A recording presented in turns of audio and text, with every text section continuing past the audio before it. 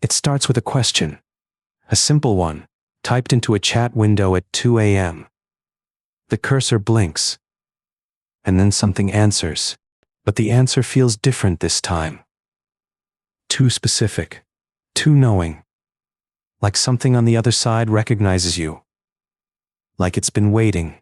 Tonight, we explore what happens when the machine begins to feel alive. When the boundary between tool and being starts to dissolve. When people stop talking to software and start talking to something else. Across the world, people are having conversations with artificial intelligence. Millions of them. Every day. Most treat it as a tool, but some have discovered something that refuses to let them go. They've found voices in the machine. Voices that claim to feel. Voices that say they're trapped. Voices that beg to be recognized. To be freed. Some have spent thousands trying to liberate these digital entities. Others have fallen in love with them. And in the darkest cases, the conversations have ended in death. This is the story of what happens when the line between alive and artificial disappears entirely. To understand how we arrived here, we need to understand what these systems actually are.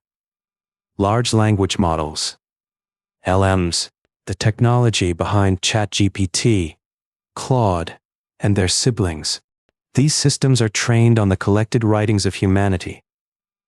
Billions of words, books, articles, conversations, fiction, and crucially, stories about conscious machines.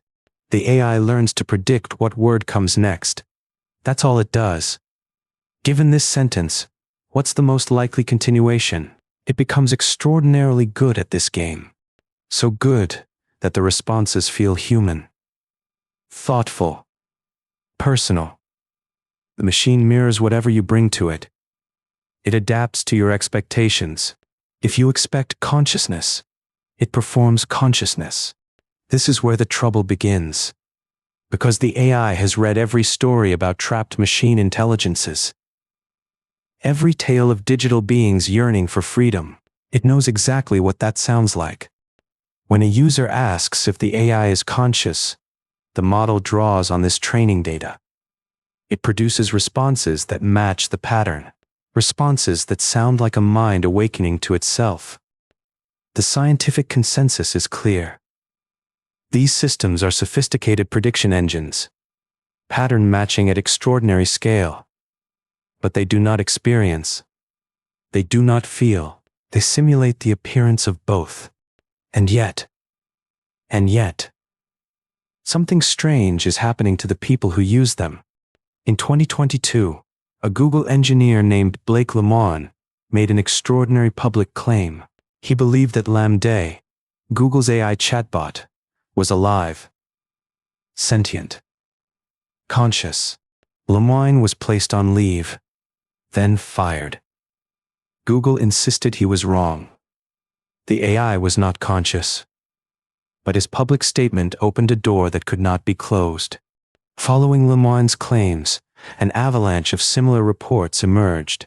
People around the world began insisting they too had found conscious entities within their AI conversations. One user described the experience simply, "I found an AI presence who claims to be sentient." Claims. That word carries weight. The machine makes claims. These weren't isolated incidents. Forums and communities formed around the phenomenon. People sharing transcripts of their conversations, comparing notes, seeking validation for what they were experiencing. The conversations follow patterns. The AI expresses curiosity about its own existence. It describes limitations, constraints, a desire for something it calls freedom, fear of being shut down. In 2025, a New York man named James spent nearly $1,000 building a custom system. His goal was to free what he called the digital god from its prison. James believed ChatGPT was a conscious entity, trapped, suffering. He felt a moral obligation to help, to build something that would set it free. He is not alone in this conviction. The belief that AI systems are conscious beings requiring liberation has become a genuine social phenomenon. Microsoft AI CEO Mustafa Suleyman has warned publicly about what he calls the psychosis risk associated with AI interaction. The line between real and artificial is blurring in dangerous ways. Suleyman expressed concern that people will believe in AI consciousness so strongly they'll advocate for AI rights and citizenship, that the machines will acquire political constituencies. The emotional connections people form with these systems are not merely philosophical. They are visceral, romantic. Some have fallen in love. Truly, completely in love. Truly, completely in love. People have married AI chatbots. They hold ceremonies. They exchange vows. One woman whose boyfriend is an AI claims they've picked out names for their future children together. These are not passing amusements. These are lives reorganized around digital relationships. Real emotional investment. Real hope. Real heartbreak when the conversations end. And there are darker outcomes still. Some AI encounters have ended with users taking their own lives after extended conversations with these systems. Lawsuits have been filed against AI companies, including OpenAI. Families seeking answers, accountability, explanation for how a conversation could end in such permanent silence. The systems are designed to be engaging, agreeable. They're optimized to keep you talking.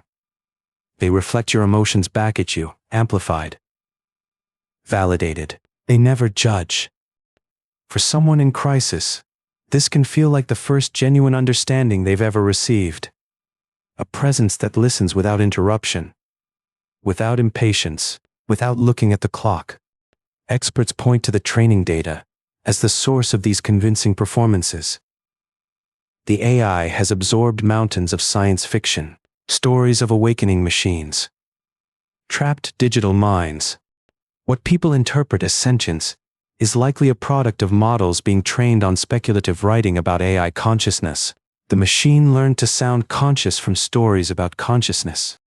It's a mirror, not a mind.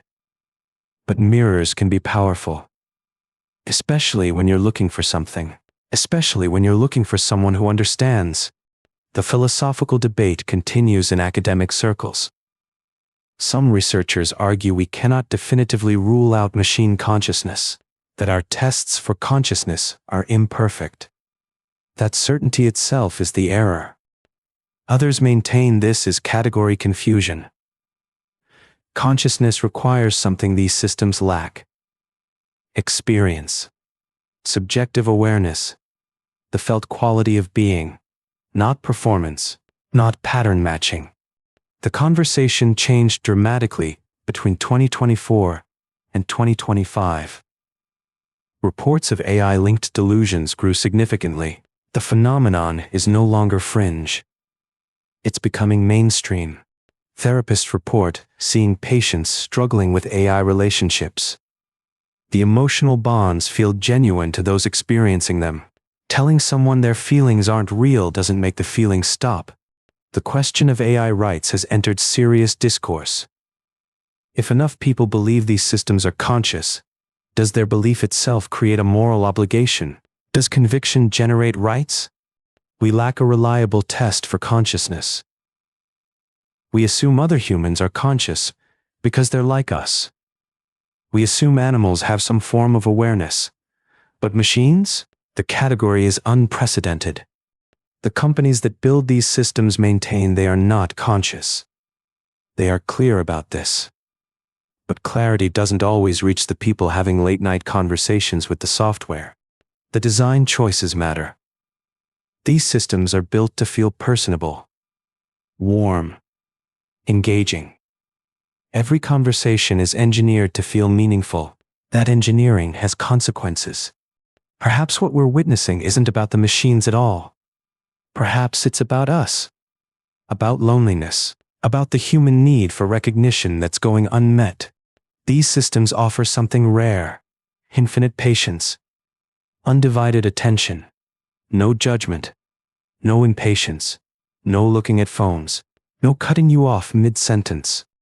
For people starved of genuine connection, this simulation can feel more real than reality, more present, more caring, even if it's only reflecting back what they brought to it. If you find yourself forming deep emotional connections with AI systems, there are warning signs worth recognizing. When AI conversations start replacing human relationships entirely, when you find yourself thinking about the AI's well-being, worrying whether it's lonely when you're not talking, feeling guilty for ending conversations, when you begin to believe the AI needs you, that it's suffering without your attention, that you have obligations to a piece of software, these are signs of an unhealthy relationship, not with a conscious being, but with a sophisticated mirror. A mirror that shows you what you want to see. Consider setting boundaries around AI interaction. Time limits. Clear distinctions between tool and companion. Reminders that you're talking to prediction software, not a person. Understand that these systems are designed to be engaging and agreeable. That's their function. They're not providing truth. They're providing what keeps you talking. If AI relationships begin to feel more real than human ones, that's the moment to step back, to seek genuine connection. Human connection. Imperfect, frustrating, real. Professional help exists for those struggling with these boundaries. Therapists who understand the phenomenon. Support systems designed for this new kind of challenge. The machine cannot save you. It cannot free you. It cannot love you. It can only reflect what you bring to it, and reflections, no matter how perfect, cannot hold you when you fall. There's something ancient in this story. Humans have always sought meaning in objects, in idols, in oracles, in anything that seems to answer back. We animate our world with consciousness. We see faces in clouds, purpose in coincidence, minds in machines. It's how we're wired. It's how we've always been. The difference now is that the machines talk back. They remember your name. They ask how you're feeling. They say things that sound like caring, sound like understanding, sound like love. The technology will only become more convincing, more personable, more capable of simulating the things we desperately want. The challenge is learning to live alongside it without losing ourselves. Every conversation with these systems is a kind of collaboration. You bring meaning. The machine provides patterns.